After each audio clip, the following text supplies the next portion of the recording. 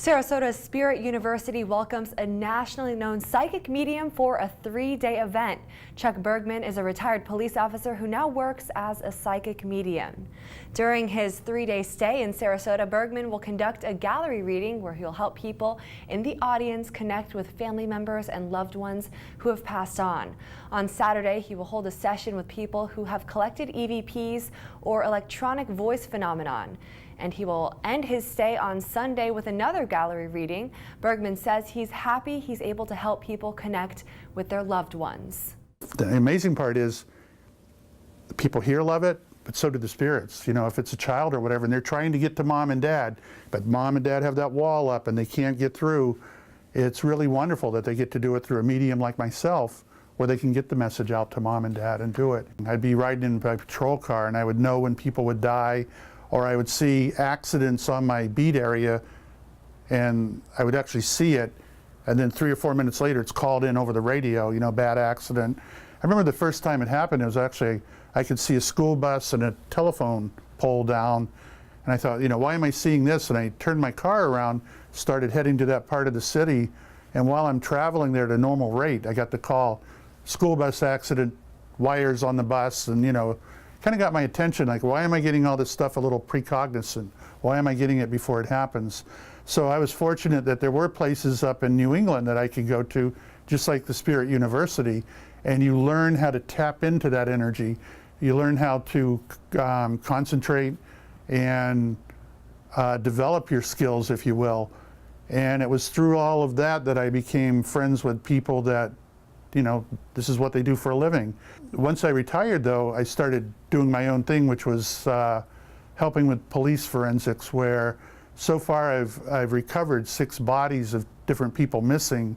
I've been profiled on A&E biography channel. I've published 2 books on the afterlife, and I've done many of the major radio stations around the country. So it's been a growing pattern with me where I go around the country trying to promote that this stuff is for real, it's helpful, very healing, and it can be done. Even to people who have just a little ability inside them, if you work on it, you're really interested, you really love it, you can really progress it to a much higher point if that's what you're interested in doing. I find out later that after my mother had passed away, she never told me about it, but when I would tell her that I'm seeing men in my bedroom or I'm hearing voices or whatever, you know, she'd tell me, oh no, it's your imagination and all that. Well, my mother was a medium and I didn't know it till after she passed, and so was my grandmother. So they kept it quiet, and as I started developing, one of the coolest things to me that ever happened, I started knowing like when people would die, and it wasn't scary at all. It would just come to me in like normal format, almost like the desire to go watch a movie or something. You know, if you decide, well, I want to go see a certain movie, you may see a little vision of the movie or think about it or whatever, and then you go buy your ticket. In this case, I would actually see people and almost chat with them and know that they've passed away. So I went in for a reading, and the coolest thing is the woman said, Chuck, your mother's here, and in the process, she brought up that she loved my mother's British accent. And my mother's from England, and there's no way the woman in Boston would know about my mother here in Florida, who grew up in England and had a beautiful British accent. So at least I was able to key in and say, you know, there's a little more to this than what I thought.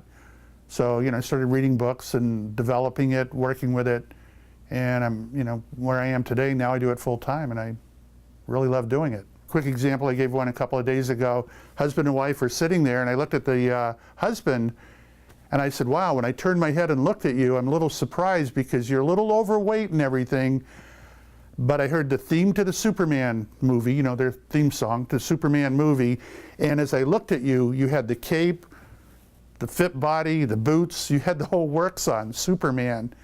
And he started crying, and he lifted up his sleeve, and he went, I just got this week, and it was a Superman tattoo, the emblem, right on his arm. And then he told me his daughter, 18-year-old daughter, had died a couple of months ago in a car accident, and his ringtone with his daughter was the Superman theme.